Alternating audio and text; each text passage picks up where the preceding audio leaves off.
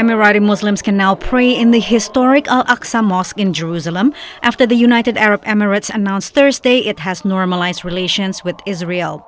At the White House, President Donald Trump applauded the announcement.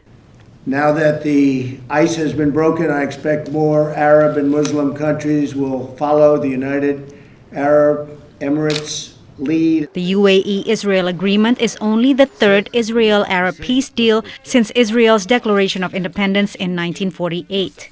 Egypt signed one in 1979 and Jordan in 1994. Israeli Prime Minister Benjamin Netanyahu called it a historic day, a sentiment supported by administration officials. It wouldn't surprise me if the president's eventually nominated for a Nobel Prize. In terms of a step towards regional peace, I think that part is currently being exaggerated. There was never a threat of a conflict between Israel and the UAE. But this is the first Gulf state to normalize relations with Israel, and that's going to open up a lot of new possibilities for the two countries.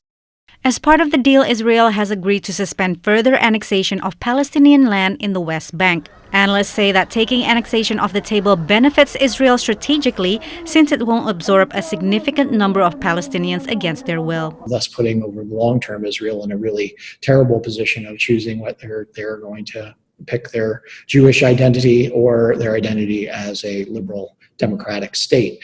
That's not a situation that any friend of Israel wants to see Israel in over the long run. The UAE-Israel deal is seen as further isolating another regional power, Iran. The U.S. is currently trying to push a UN Security Council resolution to extend an arms embargo on Tehran due to expire in October. China and Russia have signaled they will veto it.